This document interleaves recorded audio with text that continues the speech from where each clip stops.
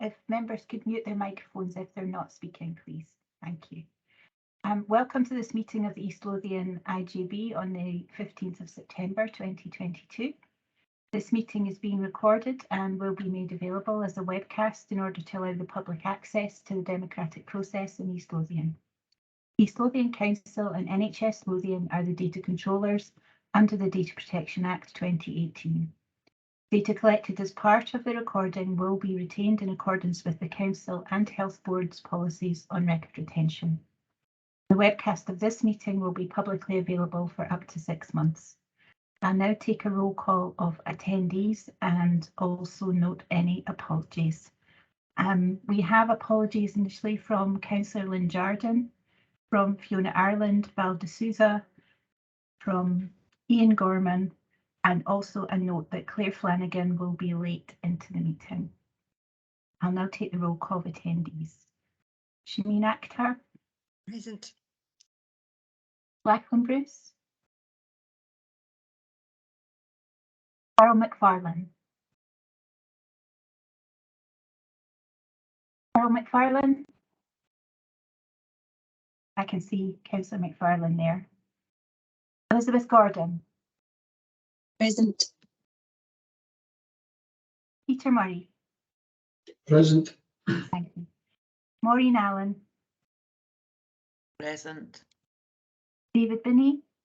Present. Philip Connoglan.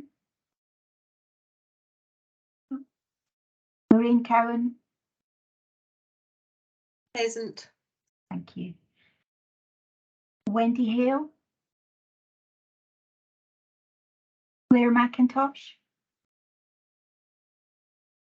Marilyn McNeil. Present. Thomas Miller. Here. Thank you. Judith Tate. John Turville. Present. Thank you. Leslie White. And Fiona White. Sorry, Fiona Wilson. I beg your pardon, Fiona. Too many Fionas. Present, and too many Fionas and too many surnames. Thank you. Thank you. Can I ask if any voting members have any declarations of interest on any of the items of business? No. Thank you. And I'll pass back to the chair now for his statement. Thank you, Fiona. We'll all now be very familiar with the sad passing of the Queen. She was, without doubt, a hugely respected figure in the UK and beyond, and it was particularly pleasing to note that clearly Scotland was a special place for the Queen. Often a visitor in Balmoral, and as we all know, that was the place of her passing. So it was nice for Scotland to have the opportunity to pay its respect for her, which for those that heard me saying last week, I did. I and my wife waited for 5 hours in the queue, and I thought that was the right thing to do because she, in 70 years of public service, did, in my opinion, some great good for our country and indeed represented us extremely well wherever she went. So we'll all have our own memories of the Queen. Some of you will have met her, I'm sure.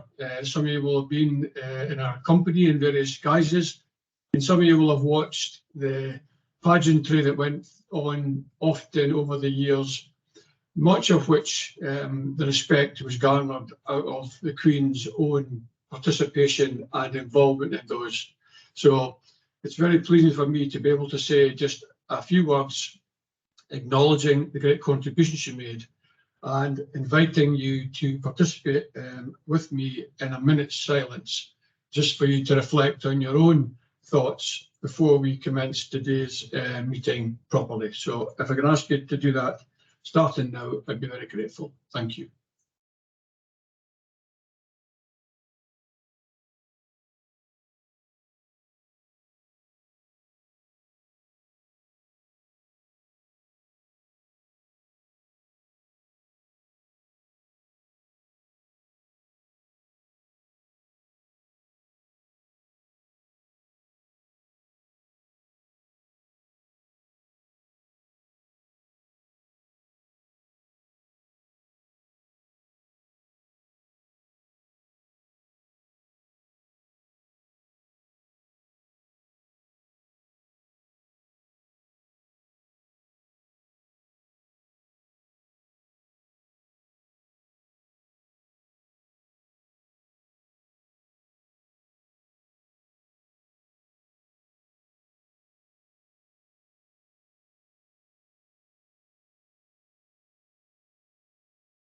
Thank you very much for that. Appreciate it. Right, we will start today's meeting in earnest. We've commenced the first bit, so we've got some other information that now needs to be read out, which I'll do, Fiona, if that's okay. Yeah. So we've already had the useful steer from Shameen that we should mute when we're unless we're speaking, because obviously we do get lots of echo if we're not all on mute. Cameras should be switched on where possible. Appreciate that if you've got difficulty with your broadband signal, then you may not be able to do that. All those wishing to speak should use the hand up function, please. That way I can follow it. Mobile phones, if you have one, should be switched to silent, please. Participants should refrain from using the chat messenger function to conduct conversations because it just makes it difficult to follow. A reminder that the meeting will be recorded, or is being recorded and later made available via the website for public viewing, and there will be a slight delay in that. We've agreed that that will go on live after Monday. And in the event that there's a break in the meeting, the recording will be paused. So, Fiona, are you going to read out the next bit? I think we can move straight to the business because we've covered the GDPR statement. So, okay, perfect. If you're happy, we'll just move to item 1, which is the minutes of the meeting on the 25th of August for approval and any matters arising. Thank you very much. So I have to apologise in part because for some reason my screen is not doing as it normally does, where it splits so I can see everybody on the screen and my note of the meeting. So I'm either getting one or the other. So I'm currently on the note of the meeting. I can't necessarily see you all, so I apologise if you put your hand up and I don't see you. So we're going to, as best I can, go to the minute of the last meeting, which hopefully there are sufficient members present for that to be, because I wasn't there myself, it was Shameen very kindly stood in for me. So Shameen, you might have to help me out here if there's any matters arising. I'll come to you if there are. So let's go through it for accuracy first. And anybody wish to raise any issues on the accuracy of it? I'm not going to go through it page by page. I'm simply just going to ask for confirmation that it is an accurate record of that meeting. Any dissent to that? No. Okay. Are there any matters arising that anybody needs to raise that doesn't feature on today's agenda? No. You got off lightly there, Shameen, so it was nice and simple. Thank you very much. There is no significant chair's report, Fiona, so I'm just going to skip on to the next item if we can, which I think is down to the East Lothian IJB strategic plan for 22 to 25. And thank you very much. And it's clearer, Paul, to present. Thank you, Fiona. Paul, I think it will be probably you to do the introduction, I am assuming. It is, yes. But you very helpfully, and hopefully everybody has been able to read the S bar, which I think give a great overview and explanation, Paul. So thank you for taking the time to do that. Appreciate it. So I'll hand over to you for any other issues you wish to raise, assuming that everybody has read the S bar and indeed the content of your document, which has had a previous airing at an earlier occasion. It has indeed. Thank you, Chair. Yes, I'll quickly go through the S-bar. It's fairly straightforward. It summarises the reason why a plan is produced, and it reflects on the fact that the previous plan, which should have been formalised, made in March of this year, was extended to the end of September for the reasons that are given in the paper. As it transpires, we are now moving out of COVID, thankfully, so our reporting on that has ended. There haven't been any tangible changes from the Independent Review of Adult Social Care and NCS deliberations as yet. We're still waiting to see what comes of those, the most recent, of course, being moving towards developing a bill, but consultation on those matters continue. And the recent integration scheme review hasn't resulted in any changes to the East Lothian IJB duties. So for that reason, we've now moved on to producing the draft plan, which is appended to this report. The background element of the paper reflects on some aspects of the Act that cause the IJB to be formed, and looks at what it is the strategic plan should deliver on. And hopefully those things are demonstrated in the plan as presented in the appendix. We are now at the point of looking to approve the third plan for the IJB. We had the first plan in 2016 to 2019. The second plan, as I described, was intended to apply until March 22nd, but was extended to September. And this third plan will be going on till the 31st of March 2025. Of course, as this new plan is moving into a time when there may be some uncertainties associated with the National Care Service, there may need to be elements of the plan that will have to be changed in order to reflect anything that comes from the NCS and associated actions, but those will be brought to the IJB and to the Strategic Planning Group for consideration. We've had a very extensive consultation period from January to July of this year, and the list of groups, I think, shows we've been able to reach into the communities and groups of interest across East Lothian. We've engaged with people who've got experience of using our services. We've got input from people who are managing and developing our services. We've had people from the strategic side of things and the SPG, the change boards. We've linked to the third sector and community groups, and we've linked with people from the deaf community. And in fact, some of those people were also kind enough to attend the integrated impact assessment we had earlier this week.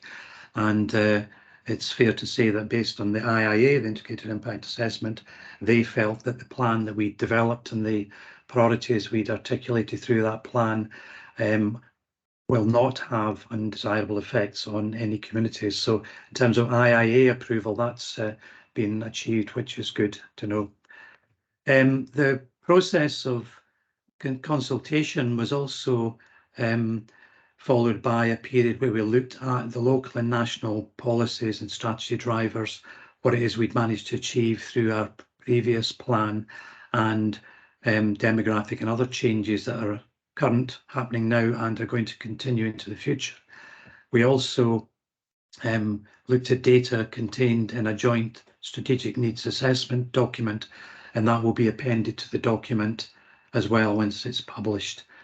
That looks at data in terms of our communities and their characteristics. So all of that information was brought together, and through that process, we arrived at 7 strategic objectives, which are set out on page 2 of the report.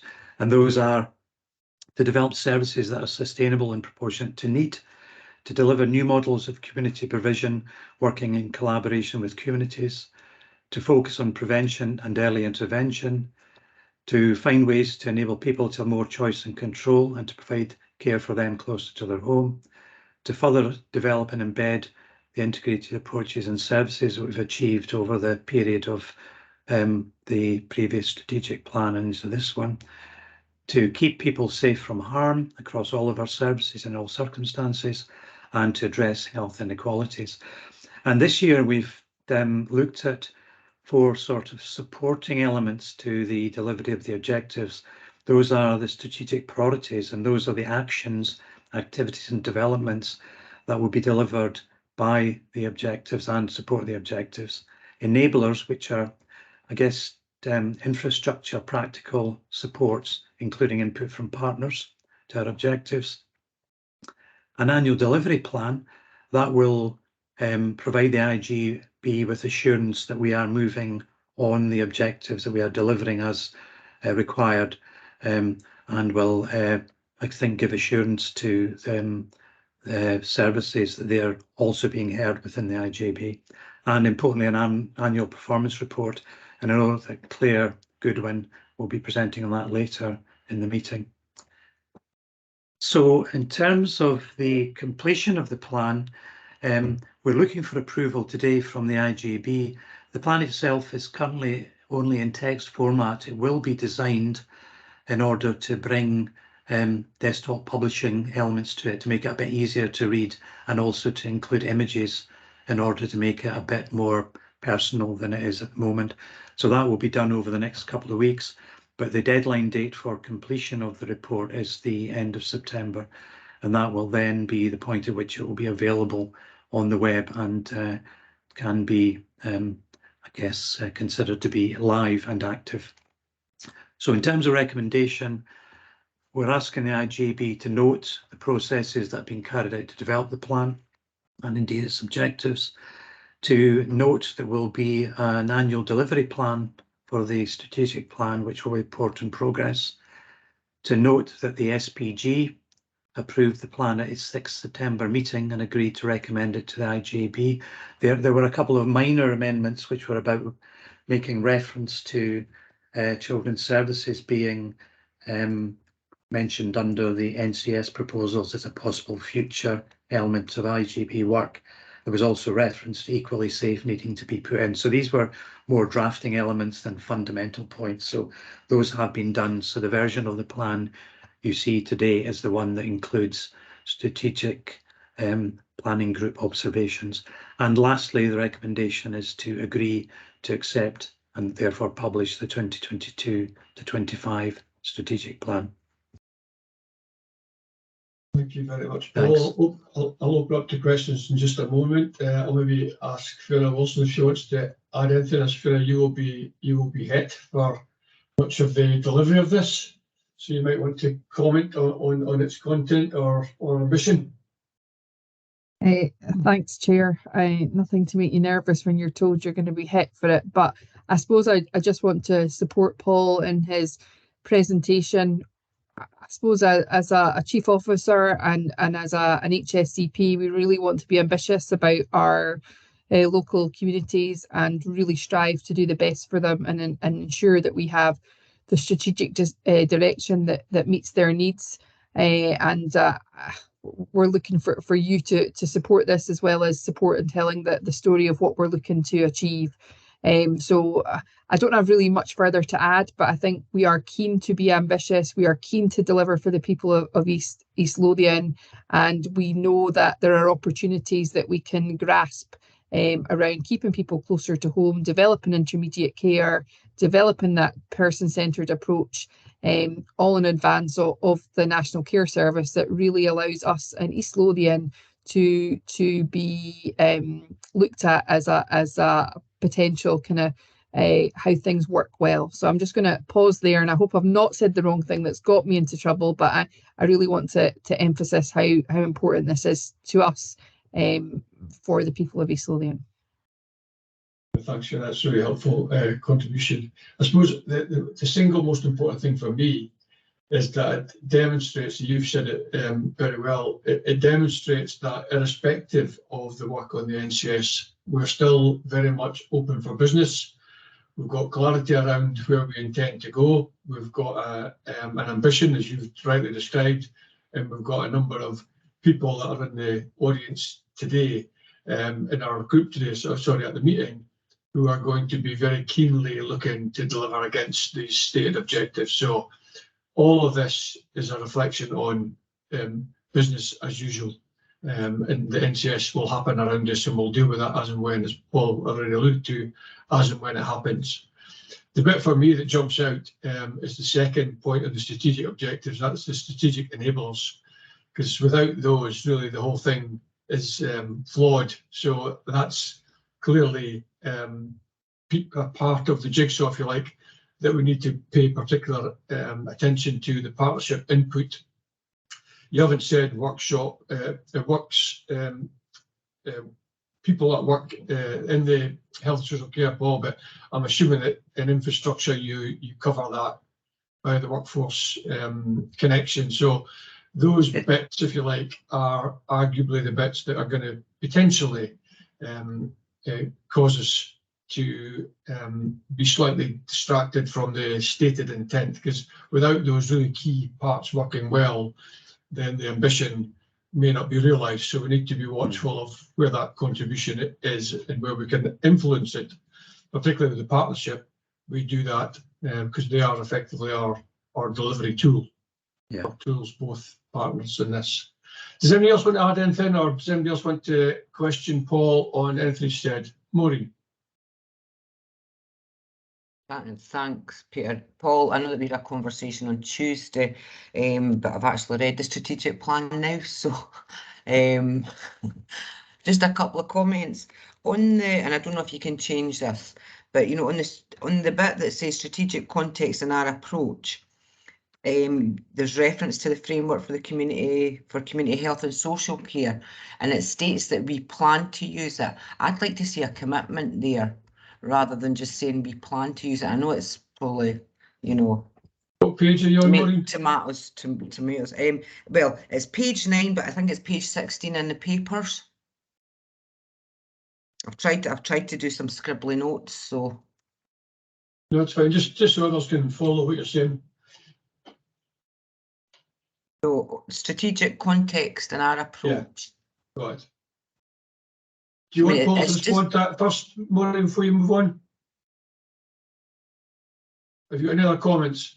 Yes, I have. Sorry, I thought you said Paul there. And then on page 10, there's something around for me making services more accessible and responsive. And then it's actually there's 2 points, but I'm just wondering if there's something in there that, and it's just bullet points. So again, you know, the devil's in the detail, I think, with the action plans as we were discussing on Tuesday, but I think there's something around about collaborative working with partners, Paul, there, that maybe we could do that. And my last comments around about the composition of the IJB budget. And that's great to see, but actually there's a misconception within the third sector and communities that you just don't give us any money. And I'm being quite blunt about that, but actually you do, you support us really well. But when people ask, you know, well, what's the NHS, that there isn't a section that says actually this funding has, you know, has been allocated to the third sector. Now, I mean, I know that I am a recipient, or whatever that word is, of funding from me, but so are loads of other people in the area. But I mean, I know that there was the TSI network put in a freedom of information request to NHS Lothian, and they became quite cagey when they were asked about, you know, what funding is specifically for communities in third sector out your budget, because you don't know what you don't know, because it's hidden in a raft of other things. So actually there's a bit that it would be good to see the commitment from the partnership, and it would probably make my job a wee bit easier, to be fair, that, you know, there's £100,000 allocated, you know, to the communities, and I know it's a lot more than that. I'm just being very rounded in my thinking. So I don't know if there's a wee box you can put in there, Paul, maybe not this year, but maybe in 3 years' time, because I know that would be a bit of an ask to do that in the time scale. Paul, do you want to respond to each of those individually? Starting with the first point. I'm not best qualified to comment on the financial presentation that was produced by Claire Flanagan. I'm not sure that Claire's here at the moment, but I don't know if it's something, Laura, you've got a view on in terms of whether it's something that we could put a line to say what's being directed in the manner to which Maureen refers. Yeah, so Chris is on the line, but I'm not going to call him in. You'll be glad to know, Chris. I think actually, Maureen, it's probably not the right place for it. So I agree with what you're saying, and I think there is a need for us to evidence how we are directing funds, particularly to the third sector, if that's a gap in knowledge. But I don't think the strategic plan here is the right place to say it. We could certainly put more emphasis on that, because if that's not felt, then a couple of lines in there about funding for our third sector, and particularly the VCEL, our third sector representatives, we could put a line or two in there to emphasise that, but wouldn't need to in this show the funding or proportion of funding. I don't think that's the right place for it in the strategic plan. Commissioning strategy is somewhere where I would think we would probably see some of that. In fact, we will see some of that. I think it's just round about the commitment as well, to, you know, because obviously everybody's feeling the pinch. Yeah. And I think if you show your cards before you're asked, it's probably better. I think that obviously our strategic objectives, you know, do emphasise that community and how we want to build that community capacity. I do think you're right, a couple of lines about funding and how we're doing that, is maybe I can have a look at that, or Claire or Chris can have a look at that and add a couple of lines perhaps, if that was okay. Thank you. Paul, before you answer the other 2 points, Siobhan, do you want to come in at this particular point, or is it a separate point? Yeah, it was just to recognise what Maureen was saying, and it could be maybe for next year, Laura and others, is it an annual performance report? Some of that's coming through, some of the objectives that we've achieved, we've only been able to achieve them through working with VCell or local community-based organisation or Care Reviews Lothian. So it might be that more explicit, detailed information of how we've been able to deliver that. But I just wanted to kind of recognise the comprehensive consultation process for this. I think this has probably been the most consulted on plan that we've ever had, from what I've seen over the short period of time that I've been here. And I'm really glad of that, of having things like lived experience in there, and the third sector and community groups. And one area that we didn't have before was in addressing health inequalities was the people in place partnership. And I'm quite keen that we get as much out of that as possible as a partnership, and looking at, because we can't achieve all of this on our own. And I suppose that goes hand in hand with the council plan of how that supports us as well. Yeah, well, first of all, thanks, Siobhan, for recognising all the effort that people have put in. I think they'll be appreciative of that. And thanks to you, Maureen, for raising that important point, because if that's not understood, and I think Laura's face told me all I needed to know about her reaction to it when it was suggested that it wasn't understood. But perhaps we need to be a bit better at communicating that message out. Paul, 2 other points that Maureen made. Can you deal with them before we move on? Is that okay? Certainly. I would make an overarching point that more detail will be in the annual delivery plan, and that will be started at the point at which the IJB approves this strategic plan. So we will be in further conversation with colleagues and partners around how we articulate that in the delivery plan. I'm more than happy to make minor drafting amendments, Maureen, to reflect the language that you'd prefer, and perhaps if you could send me an arrow pointing to the bit of text and what you'd like to change, we can have a chat about it, if that's all right. Okay, Maureen. I'll try. I'm not that techy. I'll try. Any other questions or comments on this particular agenda item, important agenda item as it is? I'm not seeing any hands. Has anybody else seen any? Because of my slight technical hiccup that I referred to, but I don't see any. Is that fair? Yeah. So unless there are any, last chance, we'll just invite Fiona, I think, to do the roll call. Fiona, I think that's correct, is it? Yes, that's correct, Chair. The first 3 recommendations are for noting, so if I could just have members' general approval to those, please. Agreed. Yeah. Agreed. Thank you. And the 4th recommendation is to agree to accept the 2022-25 strategic plan. So I'll go through the members by roll call, and if you could let me know which way you would like to vote, please. Siobhan Akhtar. Support. We have Councillor Bruce. I don't think we do. Elizabeth Gordon. Support.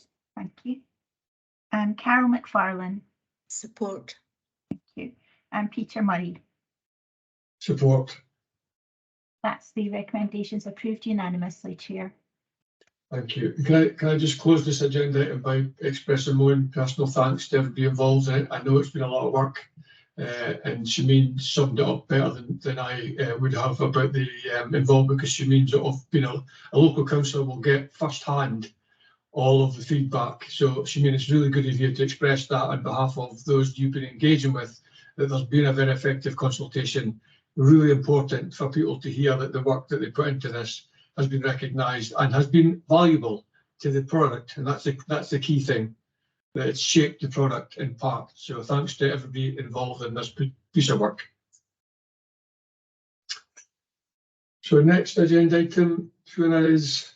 The next item is item 4, which is the IJB Annual Performance Report for 2020-21. I've got down Paul or Claire, is that correct? It's going to be Both. Claire Goodwin. Okay, thank you. Okay, thanks. So this report presents the IJB Annual Performance Report for 2021 to 22.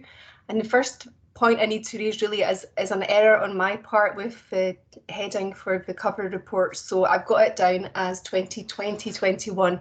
So that's an error. It is actually for the most recent financial year. So the performance report covers the period from the 1st of April 2021 to the 31st of March 2022. Production of an annual performance report by the IJB is required by the legislation that established IJBs, so Public Bodies Joint Working Act. Ordinarily, we've got a deadline for July for the annual performance report, but this was extended to November this year in recognition of the pressures HSCPs are under. And we're now presenting the report today ahead of the November deadline.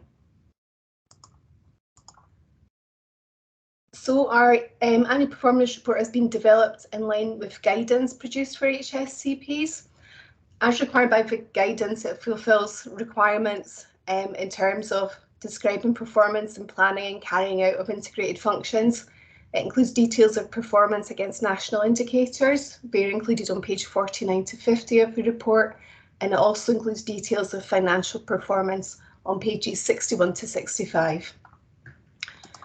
So beyond these minimum requirements, the guidance also states that the report should provide a full and accurate assessment of how the integration of health and social care is delivered for people and communities. So hopefully we've achieved this by including a very detailed narrative describing developments across a range of HSCP services throughout the year. The narrative is organised by the existing IJB objectives, which in turn are linked to the national health and wellbeing outcomes. Sorry, I've got a sore throat. So they're detailed in Appendix 1. We've also included some specific examples and case studies throughout the annual performance report, really just to demonstrate our approach and action. Final point I wanted to make about the guidance is it states that performance reports should be presented in a way that's clear for non-experts. So we've tried to achieve this through the use of language and the style used in our writing to make it as accessible as possible. Once the content has been agreed by the IJB, we will develop a design version of the main report. Our communications team will support with producing that. And this will introduce elements which help illustrate some of the content of the report, make it more accessible. For example, we're going to include infographics and images. The design elements will also make the final report easier to navigate for people because there's a lot of information in there. Further action that we'll take is to produce a summary version of the performance report, which will be available online. And there's a link to that at the bottom of the S-bar to last year's summary report. I'm not going to go through the actual report itself in any detail because there's a lot of information in there, but happy to take any questions, and then if we could look at the recommendations in the covering report. Thank you, Claire. Sorry about put you through that with your sore throat. It's okay.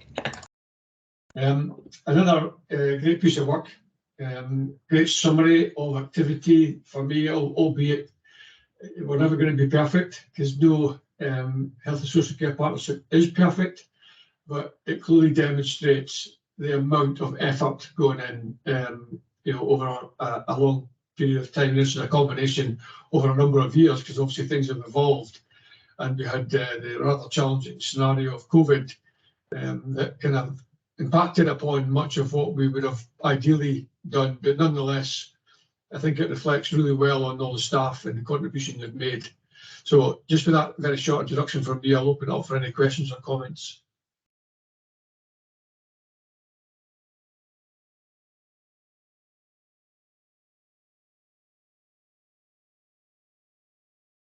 Shemeen. Yeah, thanks, Peter. I think some of the comments you've already made, but I just going through it, there was lots of areas where I had post-it notes or marks where I thought that was quite significant achievements, and I think it's really important for our of the last years of the kind of staff morale and acknowledgement of the various achievements that have been made in the report, and there's the way that we could communicate to staff. It's been quite, we see quite a lot of everybody in health and social care really struggling. It's really challenging, and that is the case. But despite all of that, there've been really huge, significant pieces of evidence that show that the East Lothian Health and Social Care Partnership is doing really well and integration is working. And I think you see that on the delayed discharges on page 13 of our report, but 78 of the report, and that we're top of the delayed discharge. And then it gives a really good, clear narrative of we've not managed to do it by ourselves, by working together in partnership, how we've been able to achieve that. And that's pretty significant achievement. And the other areas was around that we pick up really a lot in our communities is the prevention and early intervention on mental health. So we've really started to make great strides in that, but how do we build on that to keep supporting our members of the local community on the issue of health and social care? And the community hospital, we all campaigned for it for 10 years. And then we've seen that last year we had 30,000 outpatient appointments, this year 45,000. So that's really quite significant ways of supporting our local community. So it's just to make comment on that. But how do we articulate to our communities that these are the quite significant achievements that have been made, and how do we make sure that we pass on our recognition of that to staff? And when I mean staff, health and social care and staff in the voluntary and community sector as well, and volunteers as a whole.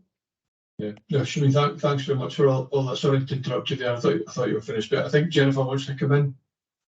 Yeah, certainly, Siobhan. I absolutely echo that, and I see Fiona sitting nodding here as well. So it's just to kind of say that as part of kind of putting this report together, I'm more than happy to kind of do press releases around the report and kind of make highlights of the key elements to it as well. And like Claire says, myself and Gary will be working on the design elements of the report as well. So I'd quite like to see, the post-it notes that you've kind of attached to it as you're going through, and then we can work through that and make sure that we get those highlights and they're coming out throughout the course of the report when we put that design features in there as well. Thank you. That's great. Thanks for that, Jennifer. Fiona, you want to come in? Yeah, I'm just watching Siobhan looking for these post-it notes as to share, and probably in a bit of all right. But thank you, Siobhan, just for recognising the work that's been done. And I think it goes back to when we're talking about our next iteration of the strategic plan, around how we're demonstrating the evidence, how we're involving people, and Jennifer, I think that would be great around the communications, because Siobhan raises a point of, well, what about me? What about the staff? The important role they play. But I think there's something around the community understanding the story as well, and how we join it up, because then it helps our strategic plan as we launch it, and the engagement we've had, that people feel part of it and they feel they can influence health and social care within their local area. So again, just reinforcing Siobhan's point and what you can do, Jennifer, around your role. Thank you. Yeah, can I just add something to that? I think it's actually quite important to aggregate it, because when you overlay the contribution that's outlined in much of the report into a geographical context, I think you'll probably see that for the most part, there is a broader East Lothian perspective that as far as is possible is taken. I think that's a key component, because it's go back to my comment around the strategic plan about the ability to resource everything that in an ideal world we would. I think we've got to make choices, and some of those choices are reflected in some of the positive outcomes in this annual report. So maybe a little bit of consideration in that regard is helpful for people, just to realise that much as we've done some brilliant things, or staff have done some brilliant things, it's done in a context of finances that are going to be challenged going forward, and that needs to be part of our overall strategic approach. That cannot be overlooked. So it kind of, in some respects, it adds to the outcomes because we've done that within a balanced budget. In fact, we've got a reasonably healthy reserve. So take those combination things together, it shows a real intent by the East Lothian Health and Social Care Board, overseen by the IJB, to deliver as anticipated against the former strategic plan, and now replaced, or soon to be replaced, by the new one. So thank you, Claire, for all your efforts, and whoever else was involved in this. I'm sure there were other people involved, but Claire, I'll ask you to pass on our regards and thanks to those people. But as Shameen has already said, we need to get that message out to staff loud and clear that we recognise all their efforts, and we'll look forward to the outcome of that, Jennifer, when you and Shameen get together and Shameen unpicks all her post-its. I don't need the actual things, but just discuss what she wants, what we want to highlight. Shameen, I can see you looking for them. Okay, Fiona Curry, can you clarify something for me, please? In the recommendations that Claire has given us in the cover report, we're not actually approving it. Should we be? Well, that's really a question for officers if they feel that the IJB needs to approve the content of the report. If that's what was done previously, then they really should be doing the same again. But if not, then no, the recommendations can stand as is. So, Laura, I'm taking from your shake of the head, you don't think there is a need to approve? Must try harder. I don't think there is proof. I think it is just for noting. Yeah. I did the cover report based on last time. So last time we had these recommendations, so we didn't ask for approval last time. Okay, thanks. That's helpful. That's just my not overlooking the comparison. So it says in note, Fiona Curry, that we've to still do a roll call. We don't actually need. We don't actually need a roll call for this because the IJB isn't being asked to. That's what I thought. That's why I was confused.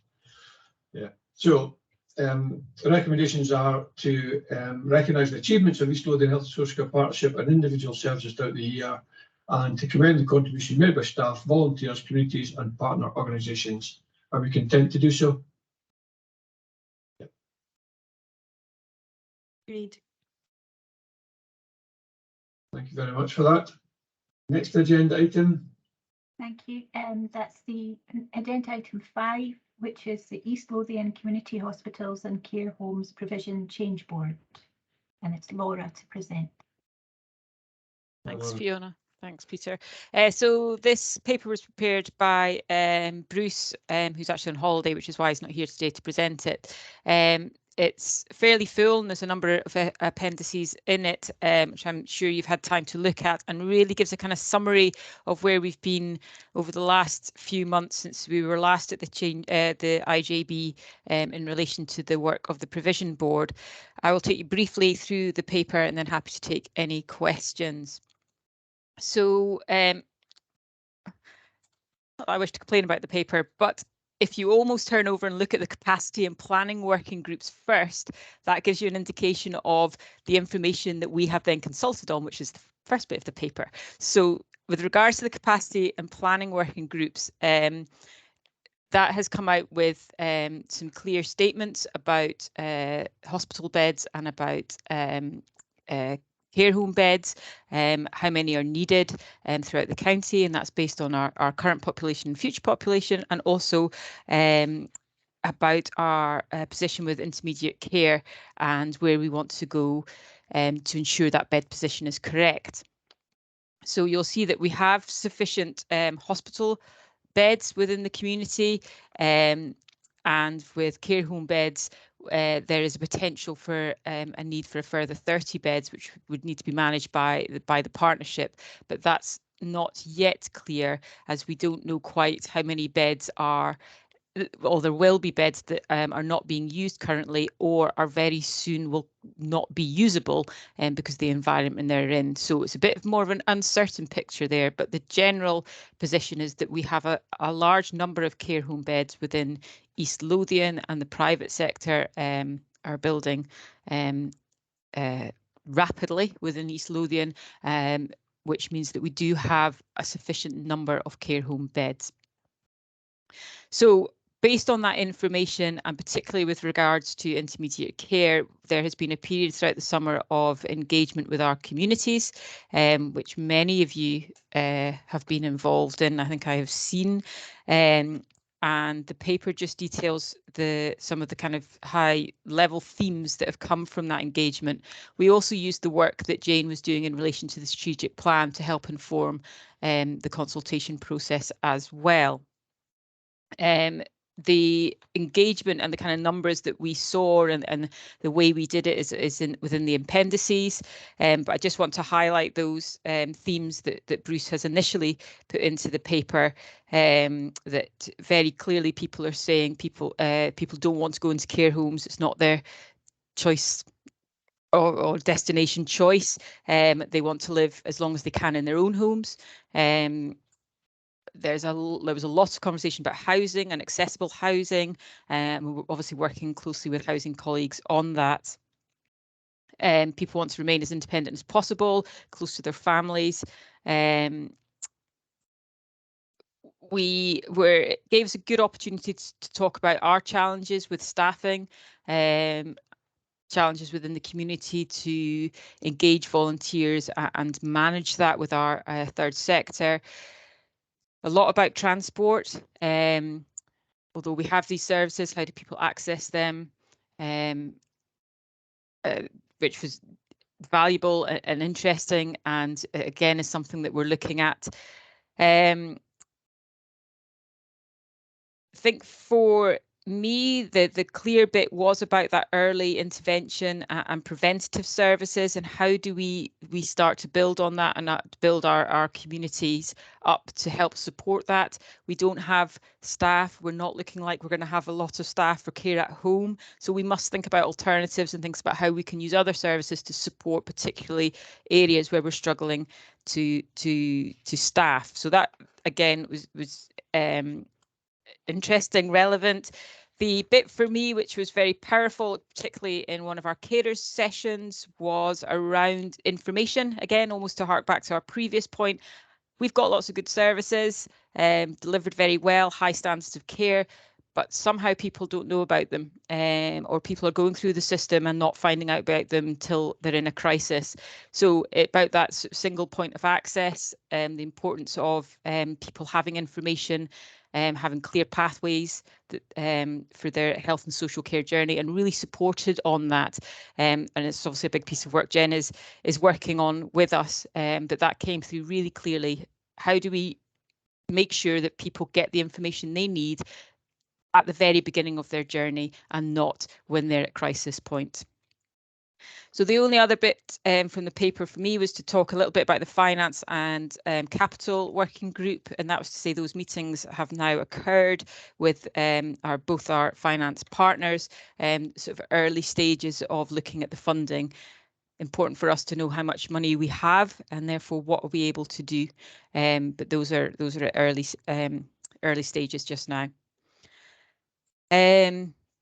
Bruce highlights the summary to date of the key messages. So just about the beds, the important part about East Lothian continues to have the higher percentage of people in hospital beds in the last 6 months of life compared to the Scottish average. So that's important for us to take on board, and is obviously will influence how services are developed moving forward. The additional 30 care home beds, and the big push for us is about that intermediate care. Worth looking at the summary report that comes in the appendix of the paper, working with our rehab service to look at the life curve and to look at people using that and giving us that vital information back. But it's certainly a big area that we want to look at, and you'll see that reflected in the strategic plan as well.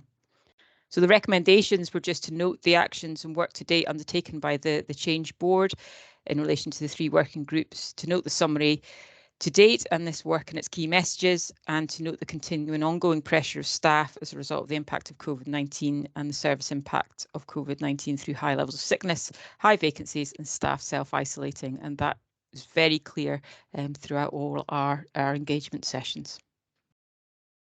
Happy to take questions. Thank you, Laura, and well done for summing up somebody else's report.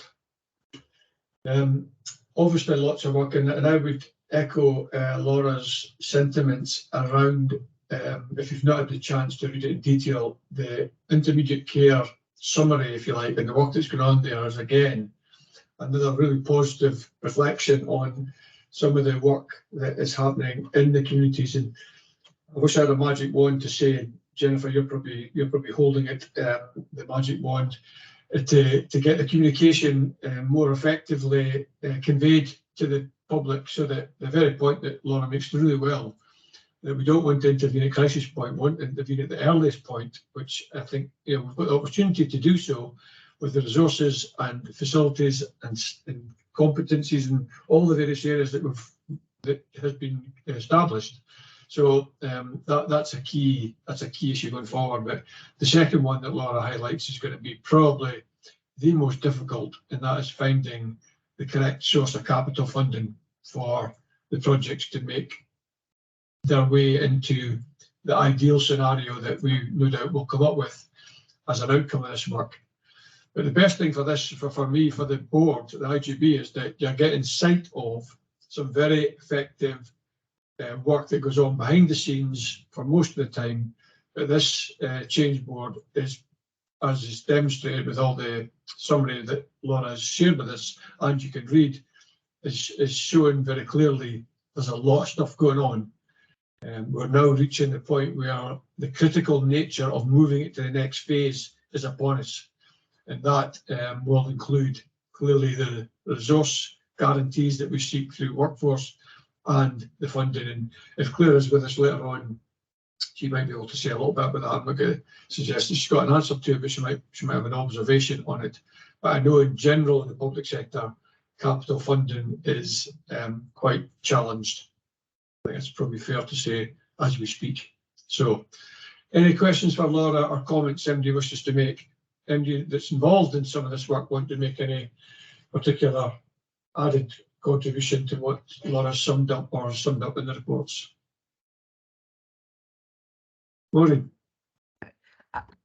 Thanks, Peter. Laura, I mean, Laura and I have lots of conversations, but I think that there is definitely a recognition from different areas, because obviously we all attend different meetings, but East Lothian's ahead of the curve in a lot of this, and it's actually really nice to be ahead of the curve, and especially around the partnership working. So I just think that has to be recognised as well. We've all worked damn hard over the past 3-4 years to get us where we are, and it's nice to see it coming to fruition, but actually to be recognised in other local authorities as well. And it's nice to see the numbers, as Shameen pointed out, with the delayed discharge being the lowest in the whole of Scotland. Mid Lothian's sitting at 592, we're sitting at 129. I was fair away with myself because I thought, yes, it's nice to beat other places. So yeah, I just think we've all done really good work, and we're going into another crisis in the coming months. We're in a crisis again, but it's going to get worse. And actually, if we can harness some of the energy that we had and look at some of the good practice that we all shared, it would be really nice to think in a year's time that we're still going in the right direction. So I just think well done, everybody. Yeah, Laura, you want to come back in? Yeah, just thanks for that, Maureen. I think and it's going back to previous points, I think we have done so much, and we sometimes, what we're not good is going back and recognising that and reminding particularly staff and carers who are really struggling, look, that we're really trying, and some of the stuff that's coming up in the IJB about respite, about other projects, community transformation. I think it's just recognising that, but more importantly, back to Jennifer Jarvis, feeding that back to our staff and the public, so they know what's going on, and can see and can feel the positivity of that, because it's very difficult to do just now. So thanks for that, Maureen.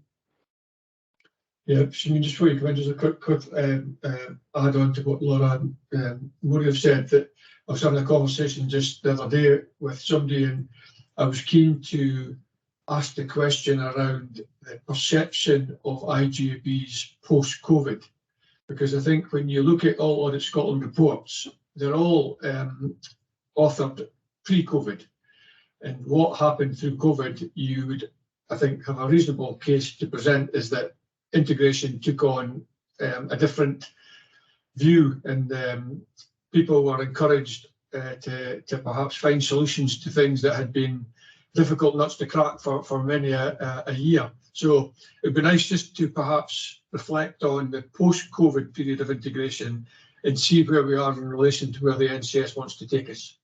That'll be an interesting assessment yet to come, perhaps. Sinead. Yeah, no, thanks, Laura, for presenting the report. It's about what we need, and I know you said we're not that there yet to be able to have clarity of what we need. It'd be useful to know actually what do we need in East Lothian and what level of resource we need, and then it's up to other people to then put the case forward as the fastest growing area in Scotland. How is that appropriately funded on behalf of our communities? You know, other people then have to go and you know, put those cases forward in other avenues and domains. But I think it'd be useful to know what we actually, you've kind of started working on that, what we actually need, rather than trying to fit in with what's out there, because that might meet our needs or meet expectation. Yeah.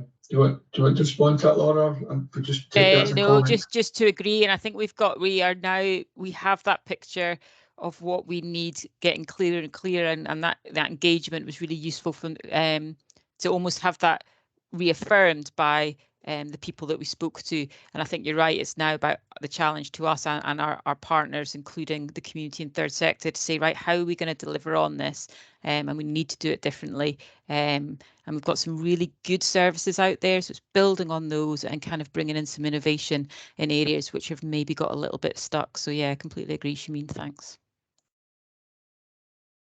I actually shared a couple of the videos that I thought were very good, Jennifer, on LinkedIn. I should have shared some more now, looking at how many there are in the summary page 140. So if it's not too late, perhaps I'm odd enough. It's too late, is it? It's all about completing the summary. Is it too late to put them on? I was going to say, yeah, unfortunately we've now closed the survey down, but glad to hear that you liked them and enjoyed that, and I'll pass it on to Gary, our content officer, who made them for us. So it's good. They were very good. They were very good, very easy to follow, and I think would have made you think when you watch the ones that I'm referring to. I'm sure they were all equally as good. So thank you. Yeah, pass on this thanks. That'd be great. Okay, any other final points before we go to the recommendations of this paper? I can see John Turville's hand up. John, I'm so pleased to be able to invite you to come in. Thanks, Peter, and thanks to everybody who contributed to what is an excellent report. And I'm just reflecting on a couple of points. The first, the plea coming back from our community for better information, earlier, more accessible information, and look forward to being able to contribute to fulfilling that. And the other thing which puzzles me and has puzzled me before is that how many people in hospital in the last 6 months of life.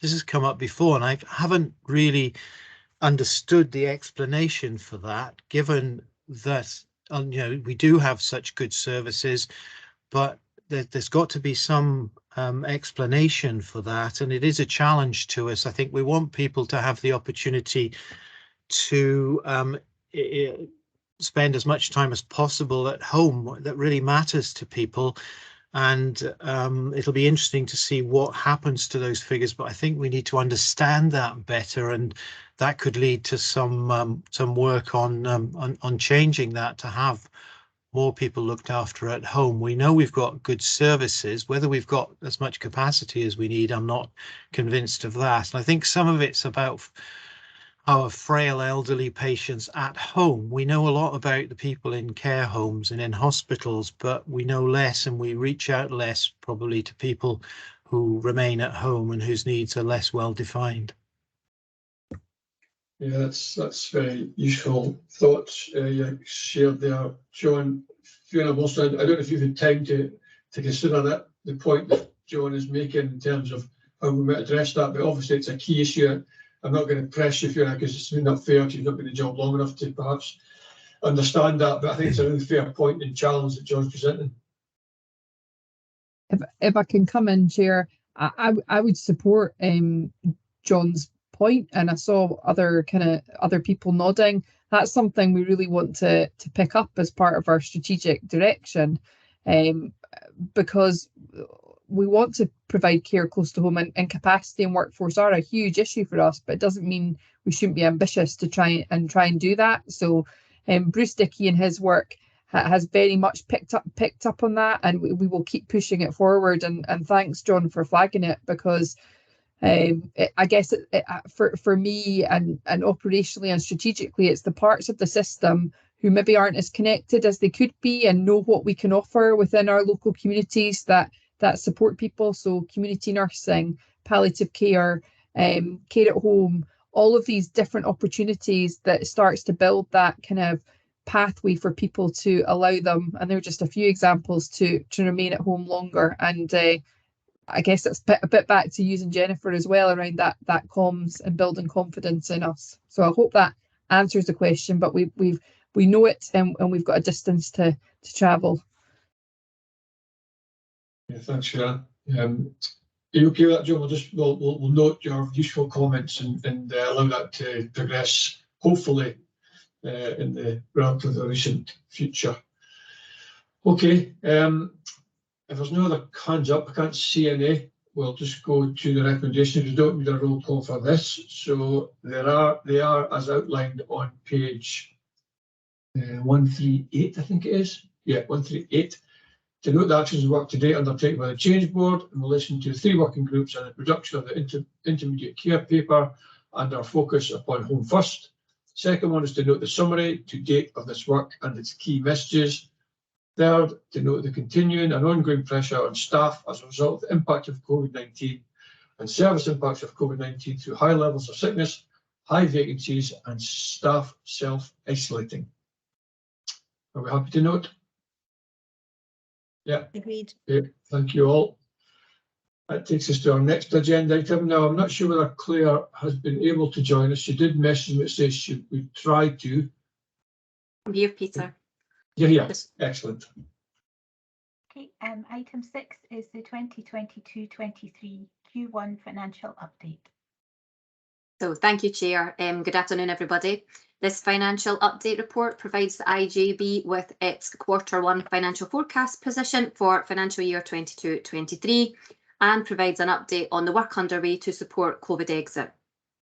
So at the start of the year, a budget offers from partners NHS Lothian and East Lothian Council were accepted by the board, and the table at figure 1 in your report lays out the opening IJB budget position. The Q1 review process is a financial forecast exercise, and it's undertaken by partners. So basically using the financial information for the first 3 months of the year, so to the end of June, they forecast the financial year-end financial position. You will see that for East Lothian IJB, this Q1 review has concluded that the IJB will be forecasting a 1.1 million overspend against its budget, and this is in the table at figure 2 in the paper. We reference the small budget movements between the opening budget and the June budget position. This is mainly due to the fact that we have drew down some COVID funding from our IJB reserve and put that into the partnership's position, but also the fact that through NHS Lothian, their funding model from Scottish Government means that allocations come in on a month-by-month basis, and if any of these financial allocations are for delegated functions, then East Lothian obviously get a share of that. So the budget does continue to move. But for the end of June, the IJB's total budget was £183 million. So the forecast highlights an almost break-even position for the IJB's delegated services, with the largest financial pressure for the IJB being within its set-aside budgets. So these are the budgets for the delegated services within the large acute hospitals within NHS Lothian, and the main areas driving this pressure are within gastroenterology drugs, so cost increases mainly due to new medicines there, plus various staffing issues across some specialties. So for example, medicine of the elderly and general medicine, and the requirement for high cost locums and agency staff to fill gaps. We will work with acute finance colleagues to explore any options for mitigating this financial pressure during the rest of the year. So within the other budgets, despite forecasting close to break even, there are areas of financial challenges, and these will be monitored through the normal way within the partnership. Further forecasts will be brought back to the board at future meetings, and it is worth highlighting that the biggest financial uncertainty within our partners is the pay award settlements, both for health and for local authorities. So none of those assumptions are currently built into our Q1 financial position until we have certainty or a bit more clarity around the likely cost impact and any potential funding implications. So the next section of the paper focuses on COVID exit. So during COVID, a variety of services were within the partnership were set up or enhanced and were funded through the COVID funding that came from Scottish Government. Nationally, for this financial year 22-23, there is a shortfall of funding, and as such, health and social care partnerships have been advised to align their winter funding allocations, where possible, to support COVID exit. So our winter funding is included in with table at figure 3. So within the Health and Social Care Partnership, we have realigned the plans to use the winter funding with the COVID services we have, and we've looked at how best to support COVID exit. We have managed to realign COVID services against recurring funding solutions, therefore allowing them to continue. However, there are 4 areas of COVID service that we're not able to support financially by another source, and they're included in your paper. So the 4 areas that we will still fund from our COVID reserve are currently the additional wards open at East Lothian Community Hospital, the additional cost within primary care for COVID, so additional COVID related expenditure predominantly within our prescribing budget. And then within the social care, we have a loss of income from core services, and we also have the ongoing sustainability payments to our external providers. So we have a process set up for sustainability payments for supporting external providers. It's been there since the start of the pandemic, and that continues. So these are the 4 areas that we were not able to find another financial source. And these services will require to be funded by the IJB's COVID reserve this financial year and will be reported back to Scottish Government through our ongoing COVID reporting that these will continue as COVID related expenditure, and I've got an extract of those returns at figure 4. Given that the COVID funding is non-recurring, we will require to look at further exit plans for these or mitigation actions for these 4 areas, and the deadline for that should be March 2023. We will continue to keep the IJB updated as part of the future financial updates, and I'm happy to take any questions. Well, that's great. Thanks very much for that very helpful summary, easy to understand even for me. 2 quick comments if I can. One, just to reiterate and Fiona, you might want to challenge me on this, but I think the inability to influence the set-aside budget too much is a slight inhibitor in dealing with the issue that Claire has raised. There's not as yet too much flexibility in how we treat that significant sum of money, showing that the majority are a large part of the potential overspend.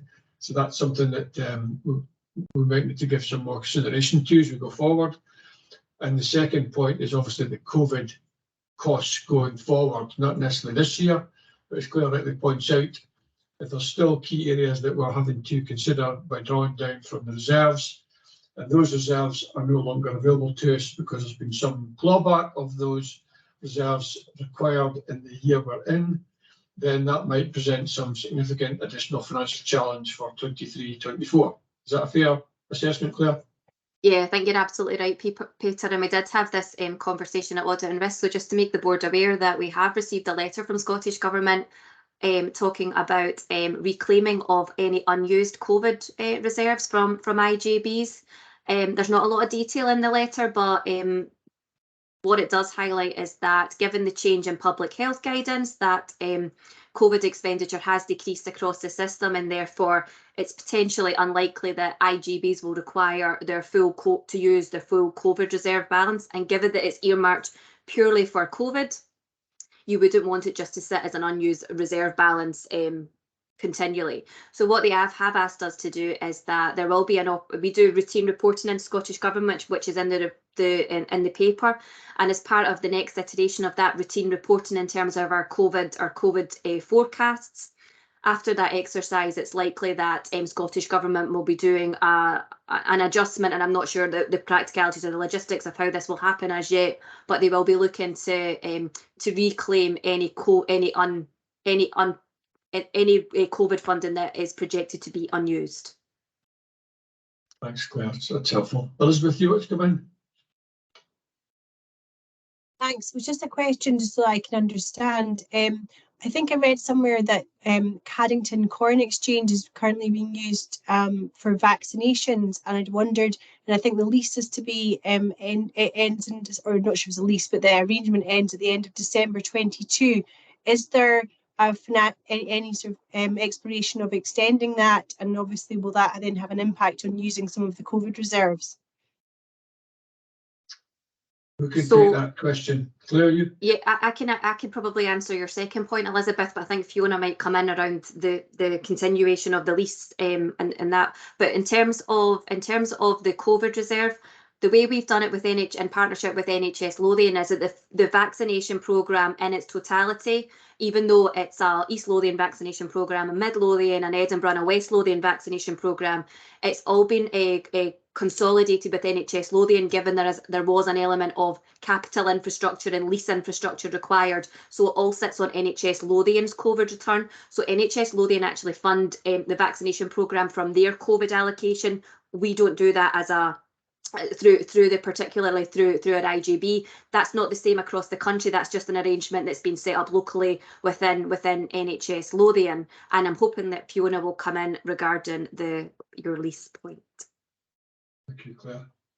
Yeah, so I suppose this is linked to why I had my hand up. So yeah, we're putting in plans to just make sure we've got suitable accommodation that supports the delivery of the vaccination programme. The challenge we have, and it is back to COVID related monies, is the money is disappearing, and we were in a world at the start of money was thrown at just trying to get the vaccination programme up on the go, support people to the right place to create capacity in hospitals, and that is the challenge. And Elizabeth, somewhat what we're trying to do is make sure that we are using accommodation that is sustainable, but because what I don't want is to go and secure premises where we don't really know the future of the COVID vaccination programme. I don't think that's a good use of public money. So Jamie McGaw and the team are looking to see what are all the suitable options, as well as front-ending as much as possible of the vaccination programme where they can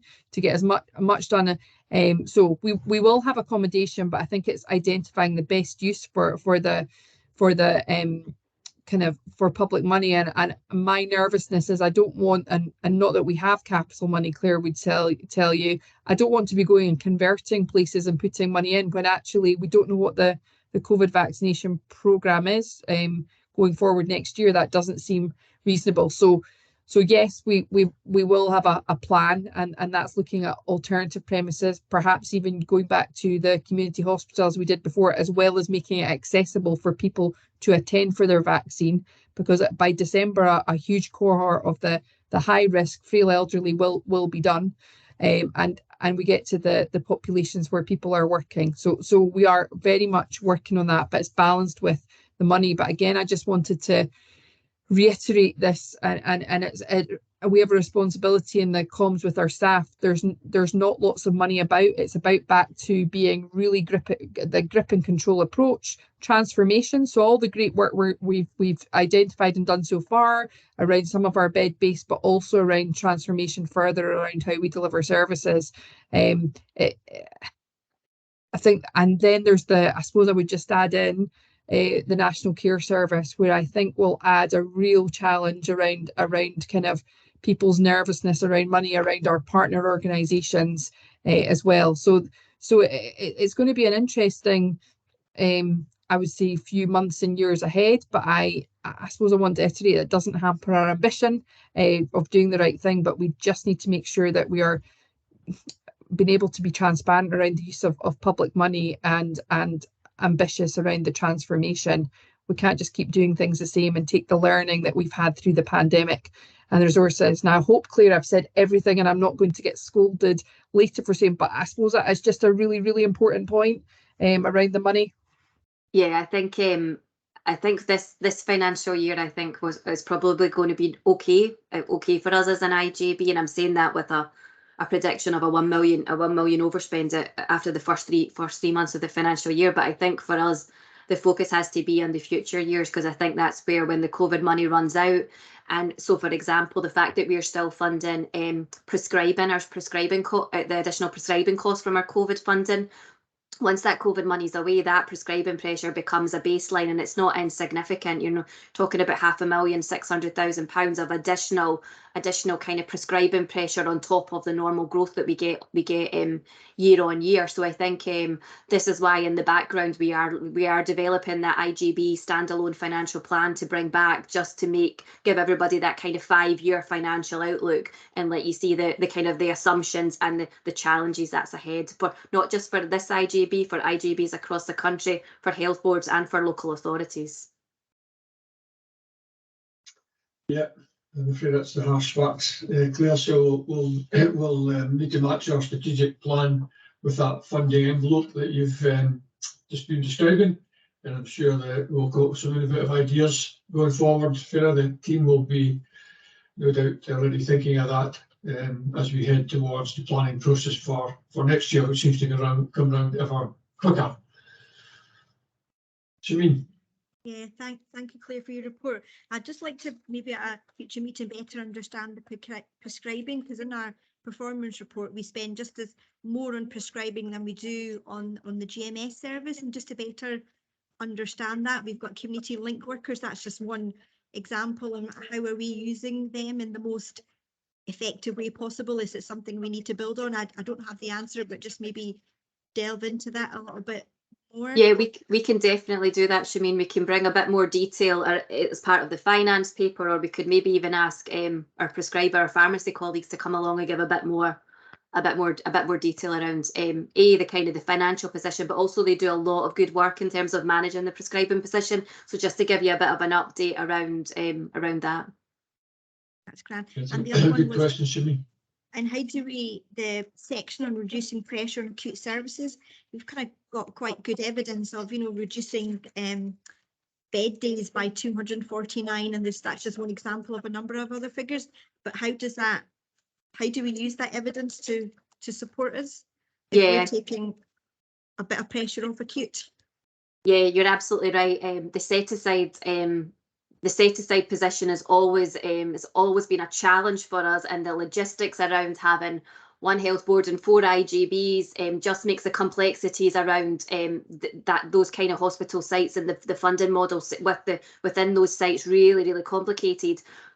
One of the things that we have set up in Mid-Lothian just the other day, actually, and it might be something that we want to do, maybe not through the IJB, but potentially maybe through strategic planning group, is we have actually asked our acute finance colleagues to come along to strategic planning in Mid-Lothian to give them a bit more detail around the set aside budget, how it's built up, how it's structured.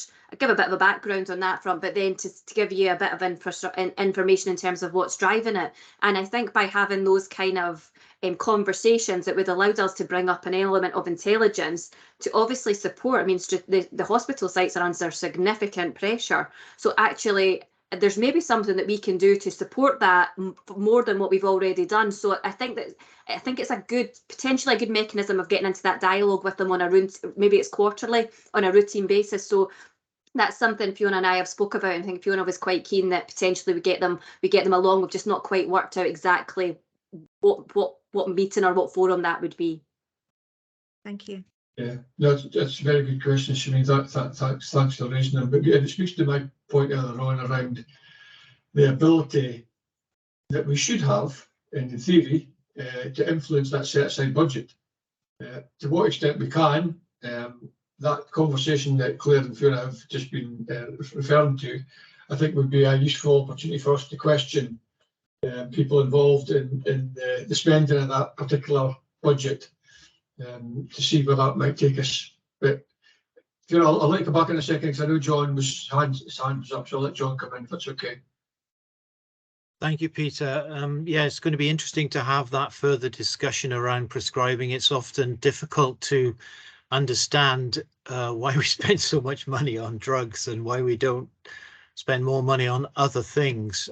So I think the discussion needs to include alternatives, particularly alternatives to prescribing, which we're all in favour of. I can give some examples. Obviously, physical activity is one where we're keen to do more preventatively, and constantly trying to push that agenda with partner organisations like Enjoy, and we've worked on trying to follow the evidence there. Pain management is another good example where I put my hand up and plead guilty as a GP for prescribing too many pain drugs, and perhaps not starting the conversation with what is pain and what you can do before you start taking pain relieving drugs. You know, it's a very interesting discussion, and as an IJB, it's one we should be having, and to see what we can do to push forward on that agenda of alternatives, like alternatives to admission to hospital. Now, it's really important, but it's not that easy. And when you think about sort of prescriptions of medication versus things like pain management and particularly exercise, is for the individual, the choice can often be between something that is free, prescription, and something that may not be entirely free. But yeah. Yeah, it's funny, just before I comes in, A&E is the best and worst thing possible at the same time. It's the best thing because it's great to have it accessible to us. It's the worst thing because everybody pitches up there first. Go on, Fiona. Yeah, so what I was wondering is if we should have this as part of a development session around this, and I know Peter, you and I have chatted about it before, so I do wonder if that would be something we should bring in the wider conversation. So, and I'm seeing nodding, so that's good. The other thing I was just going to add, and then I thought, have I missed it?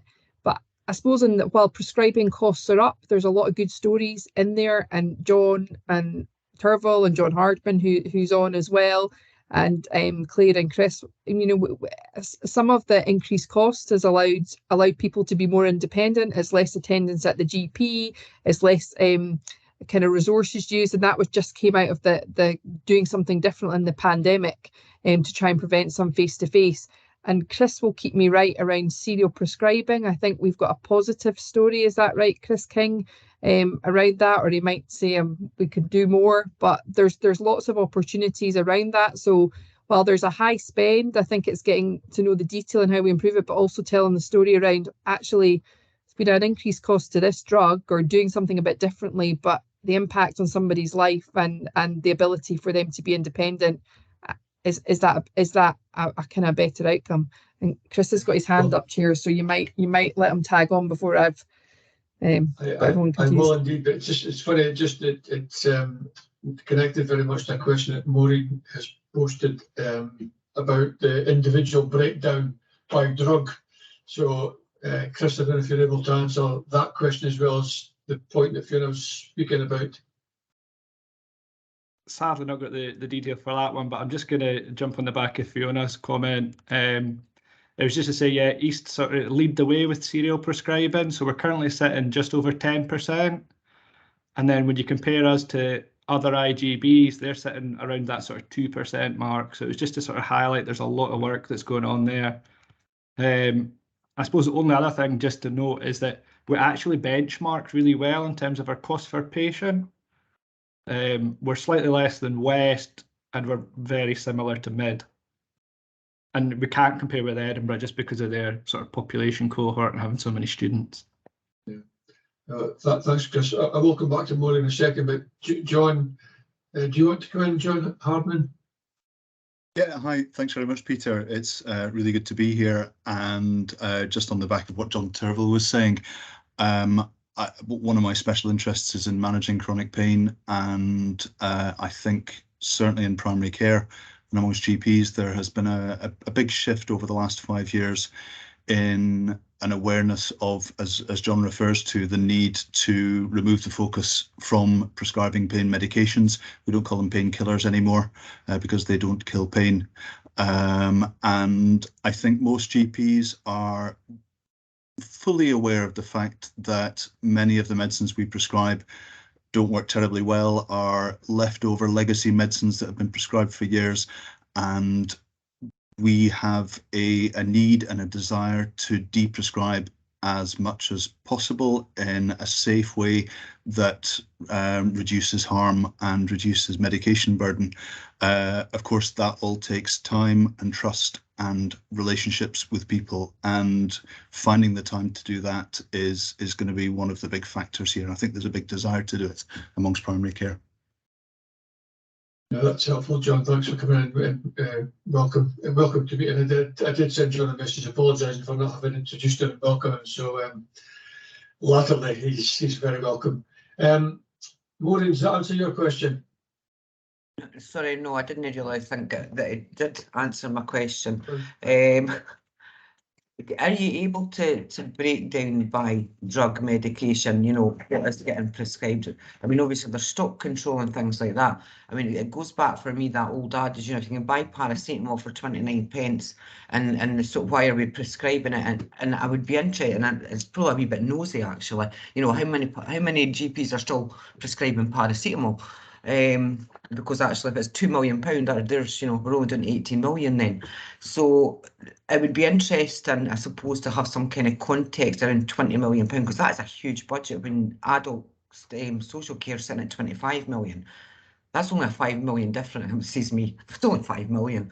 You know, I mean, it's only pennies. So it would be good to get some kind of context around exactly where that spend is, but I don't know, I mean, maybe I'm asking too much. Or if I could perhaps just offer a response on behalf of my GP colleagues. I think what GPs prescribe is a professional judgment that they I think are allowed to employ. Where we are interested, I think, is have we got enough alternatives and options for people that start to open up avenues for them to go down a different route. So John Turnbull's earlier comments, I think, very much pointed in that direction. And that's, I think, the solution, longer term solution for me, rather than understanding which drugs we would prescribe, because really that's something that's not within our gift to make any decisions on. That's a professional judgment by a general practitioner or a hospital consultant. And I do think there's options. Sorry, I agree with you around about the professionalism, and you know, I mean about the judgment call, but actually there is GPs still out there prescribing paracetamol and ibuprofen. So there is a bit about being accountable for a budget that's a public budget and not just doing it. And that's why I can say, you know, is there a way that we can look at it? Sorry, Peter, I interrupted you there, sorry. That's fine. I think we will note your comments, Maureen. I don't really want to go down the route of examining every potential drug option at this juncture, because we're talking predominantly about finance. But we'll note your observation, Maureen. I'm sure the two GP colleagues on our meeting will equally have noted your comments. So we've still got, I think, questions to conclude. We've got Leslie Berry, I think, want to come in. Thank you. I'd just like to address some of the issues that were raised. As we know, we do have pain management, chronic pain management within East Lothian. It's physio-led. We're trying to expand that. Obviously, we kept that going even through COVID. And we did that by using technology, which was hugely successful, as of course chronic pain patients don't always want to travel. We do now have a very sustainable service that allows people to be treated locally, so they don't have to go to Astley. So we do still have quite close links with the centre, so we do engage with the national service in Edinburgh. So we are looking to build on that, and we are aware there is a big demand for that. So once we can now start doing face-to-face, although to be fair, we've learnt that in a lot of cases, technology has enabled us to manage that so much better. What we also have looked at is physical activity, and as John Turville has said, for many, many years we've tried to get something that we could allow GPs to access services for physical activity. We now have an agreement with Enjoy Leisure. That paper will be submitted to the strategic group in the next meeting, and we've got a very extensive plan that we can engage with good governance to engage in quite extensive physical activity prescribing that will be available to GPs through our services. So all of this is in the progress. So I just wanted to say it is coming down the pipeline. Yeah, thanks, Leslie. That was a useful intervention. Hopefully we'll look forward to the benefits of what you've described. Probably not short term, but certainly start to become more apparent as the months ahead and that report you've referred to gets presented and hopefully approved at the SPG. Any final comments on Claire's paper? Jameen? Sorry, it was just to add on to Leslie Berry's comment and John Turville's. I think when you're presenting that, I'd like to see much, not just Enjoy Leisure, because we've got a good history and track record in East Lothian of having free, accessible, voluntary community sector organisations like, you know, Ageing Well, etc. in our local communities, whether it be a walking group or orienteering or whatever, or indoor bowling or whatever it might be. So I think I'd like to kind of see a much wider kind of greener prescribing when you're presenting that. That'd be really helpful. No, that's not a problem. Thank you. Yeah, thanks, Shane. Well, I'm sure Leslie will have noted that very legitimate concern or thought that you have. So we'll wait, Leslie, for that particular meeting before we go back to that report. But thanks for your contribution with regard to the finance, which is obviously the point at which we started this discussion around the challenge of prescribing, which is no different to anyone else, but we equally need to find some solutions as best we can, and some of the ones that have been referred to today, I'm sure will bear fruit in the coming period. So if there's no further questions on this one, I will just go to the recommendations. Again, it's just for noting, we're asked to note the Q1 financial review undertaken by partners and to note the COVID exit planning. Are we happy to do so? Agreed. And thank you, Claire, for the report, and thank you for your summaries. Good as always. Okay, I think that's us at the end. Yeah, Connie? Yes, that's the end of the business, Chair. Okay, well, thanks everybody for your participation today.